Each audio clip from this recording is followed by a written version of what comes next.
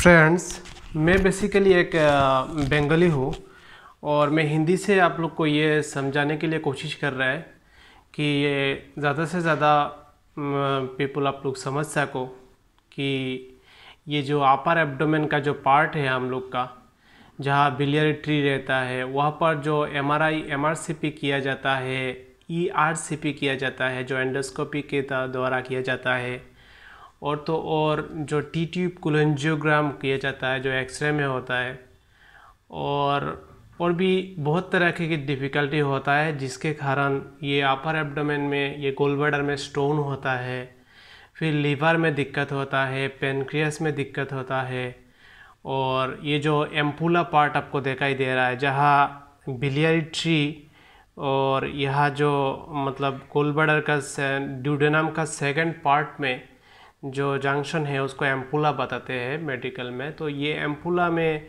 कोई इस पार्ट में अगर कोई भी स्ट्रक्चर आ जाए यानी नैरोइंग हो जाए तो यह सीबीडी डायलेटेड हो जाता है, यानी लीवर से जो जूस बाइल जूस हम लोग को आने का जो खाना को डाइजेस्ट करने के लिए ज़रूरत है वो नहीं होता है।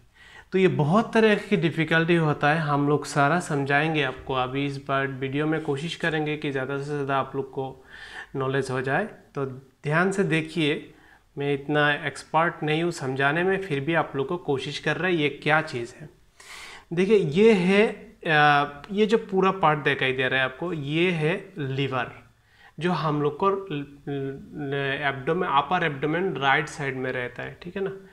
और ये लीवर से ये जो मैंने येलो पार्ट का जो ड्रायग्राम किया है ये एक डाक है। बेसिकली डाक मतलब कुछ नहीं है, एक पाइप, जैसे हम लोग को नारियल का पानी पीते हो जैसे पाइप है, इस तरह इस साइज़ की एक पाइप है जहाँ से वो बेसिकली एक फ्लूइड निकल के लीवर से एक फ्लूइड वहाँ पर एक फ्लूइड रेडी होता है। लीवर का हेपाटिक सेल से एक हेपाटिक जूस निकलता है जिसको बोलते हैं हम लोग बाइल, BILL। अब ये बाइल लीवर से निकल के ये राइट हेपाटिक डक्ट RH और लेफ्ट हेपाटिक डक्ट, और यहाँ से और भी बहुत सारा ब्रांच है, छोटा छोटा ब्रांच। तो ये सारा ब्रांच कलेक्ट करके लीवर से वो बाइल कलेक्ट करके ये कॉमन हेपाटिक डक्ट से आता है। Right hepatic duct left hepatic duct collect करके उसको जहाँ पर वो बाइफरकेट हो रहा है वहाँ से एक सिंगल डक्ट क्रिएट होता है जिसको बोलते हैं हम लोग कॉमन हेपाटिक डक्ट। अब ये कॉमन हेपाटिक डक्ट से जब नीचे जा रहा है, नीचे जाके यहाँ से ये गोल ब्लैडर जीबी मतलब गोल ब्लैडर, ये आप लोग USG अल्ट्रासोनोग्राफी जब किया है तब भी आपको पता है बहुत गोल ब्लैडर का स्टोन होता है, सबको पता है हम लोग को, ठीक है ना।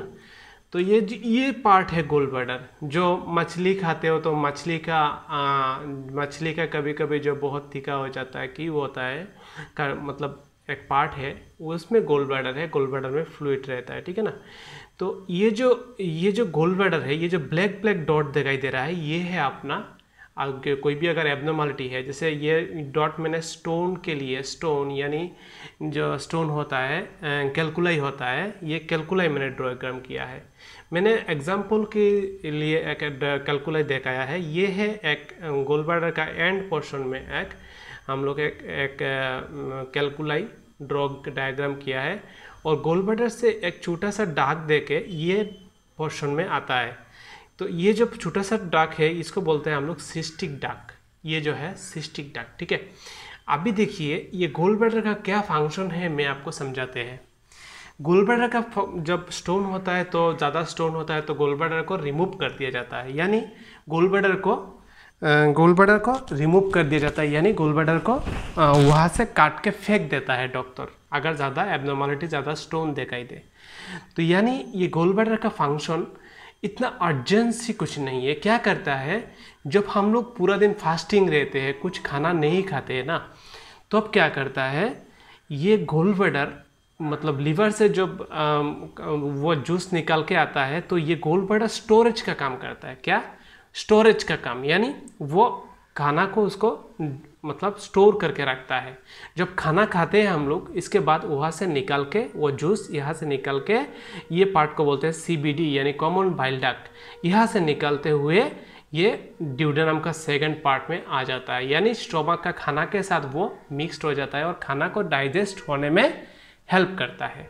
ठीक है, ये है। और ये जो पार्ट दिखाई दे रहा है आपको, ये है पेनक्रियास। ये जो मैंने ब्लैक से ड्रायग्राम किया है एक नॉर्मली, ये पार्ट को बोलते हैं पेनक्रियास।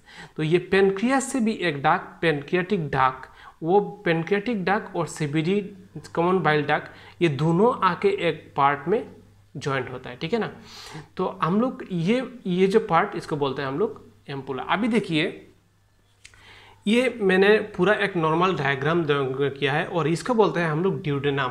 ड्यूडेनम यानी सी लूप का एक पार्ट होता है जो स्टोमक का बाद में ये पार्ट स्टार्ट होता है।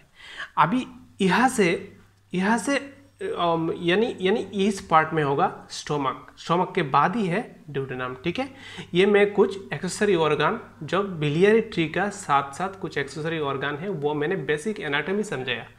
अभी आपको कुछ एब्नॉर्मलिटी के बारे में बात करते हैं। ठीक है, एब्नॉर्मलिटी के बाद मैंने ये बात करते हैं थोड़ा सा कि आप जब MRI किया जाता है ना, MRI MRCP, तो ये पार्ट दिखाई देता है। बेसिकली ये जो पार्ट है, ये जो पार्ट है बिलियरी ट्री है, इसको पूरा अच्छा से देखने के लिए कि यहाँ से कोई भी स्टोन है क्या, कोई भी स्ट्रक्चर यानी कोई नैरोइंग पार्ट है क्या, कोई भी एब्नॉर्मलिटी, कोई भी इन्फेक्शन है क्या गोल ब्लैडर का आजू बाजू में, तो ये सब पार्ट देखने के लिए ये लीवर भी दिखाई देता है। ठीक है ना, लीवर में भी कुछ लीजन है क्या, कोई भी सिस्ट वगैरह या कोई भी ट्यूमर वगैरह पड़ा हुआ है कि वो भी दिखाई देता है एक थोड़ा सा। लेकिन मेन टारगेट रहता है कि ये जो CBD है, गोल ब्लैडर है, ये जो बिलियरी ट्री है, ट्री मतलब क्या है, पेड़ की तरह। ठीक है ना, ये पूरा पार्ट को देखने के लिए MRI MRCP किया जाता है। अभी मान लीजिए कि यहाँ पर CBD का यहाँ से फ्लूइड निकल के इस तरफ आ रहा है।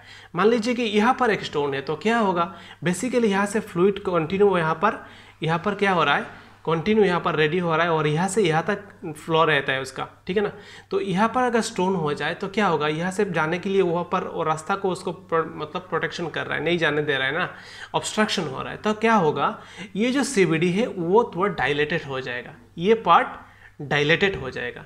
तो डायलेटेड होगा और वो पेशेंट को यहाँ पर अगर पानी ना जा पा रहा है, फ्लूइड ना जा पा रहा है, में उसका जो टारगेट है स्टोमक जाने के लिए ना जा पा रहा है, तो उसमें क्या होगा, पेन क्रिएट होगा। ठीक है ना। तो गोल ब्लैडर में भी सेम चीज़ होता है। जैसे ये जो सिस्टिक डक्ट है, ये गोल ब्लैडर से निकलते हुए जो छोटा पार्ट दिखाई दे रहा है, इसको बोलते हैं सिस्टिक डक्ट। अब यहाँ पर स्टोन हो जाए तो यहाँ में भी क्या होगा, गोल ब्लैडर से अगर यहाँ से निकल नहीं पा रहा है और गोल ब्लैडर में जा नहीं पा रहा है, तो यहाँ में भी आपका पेन होगा। तो ये जो मैंने स्टोन के बारे में बात किया है, अभी होता है क्या है, इसमें कुछ स्ट्रक्चर यानी ये जो जितना बड़ा साइज होना चाहिए जिस डक्ट का, ये जो पाइप का, इस पाइप का अगर छोटा हो जाए, बड़ा हो जाए, डायलेटेड हो जाए, स्ट्रक्चर नैरोइंग हो जाए, तब जाके इसमें भी एब्नॉर्मलिटी होता है। गोल ब्लैडर का आजू बाजू में भी इन्फेक्शन हो सकता है। ठीक है ना। तो बहुत तरह की इसमें एनाटॉमी, बहुत तरह की पार्ट है। मैंने बस बेसिक एक पार्ट को मैंने इसमें डायग्राम किया है और उसको मैंने आप लोग को समझाने का कोशिश किया है कि MRI MRCP में भी ये बेसिक टारगेट रहता है कि ये गोल ब्लैडर का पार्ट, ये यहाँ से जो फ्लूइड यहाँ आ रहा है, इस रोड में कोई दिक्कत है क्या नहीं, वो जानने के लिए। ठीक है ना। अभी देखिए इस पार्ट में जो T2 कोलेंजियोग्राम किया है, जहाँ पर यहाँ पर पाइप किया जाता है, ERCP किया जाता है, जहाँ ये स्टोमक ERCP यानी एंडोस्कोपी से किया जाता है। जो क्या होता है, हम लोग को माउथ से एंटर होता है एक पाइप, जो अंदर होके ये स्टोमक होके फिर जाके ड्यूडेनम होके इस पार्ट से अंदर जाता है कैमरा, और यहाँ से अगर कुछ दिक्कत है, कुछ कलेक्शन करना ज़रूरत पड़ता है तो बायोप्सी भी कर लेता है। तो ये बहुत बड़ा एक चैप्टर है, हम बेसिक आप लोग को समझाने का कोशिश किया है। अगर अच्छा लगे तो ज़रूर कोई भी क्वेश्चन है तो आप लोग मुझे फ़ोन कर सकते हो, मैं आप लोग को ज़रूर समझा देंगे क्या करना है क्या नहीं है, कोशिश करेंगे। और आप लोग का फ़ोन नंबर दिया हुआ है। और आप लोग एक बात है कि ये जो पार्ट है और भी बहुत तरीके की एब्नॉर्मलिटी है जो हम अभी डिस्कस नहीं कर रहा है क्योंकि वीडियो लॉन्ग हो रहा है। अच्छा लगे तो ज़रूर सब्सक्राइब करना और लाइक करना ज़रूर, ताकि मेरे को ये सब बनाने में और इंटरेस्ट आ जाए, क्योंकि हम लोग टाइप निकलते हैं तो बहुत ये बनाते हैं, नहीं तो ये सब बनाने में बहुत मतलब टफ मेहनत करना पड़ता है ना, नहीं तो ये सब डायग्राम करो, समझाओ, वही बात है। Thank you so much for watching my video friends.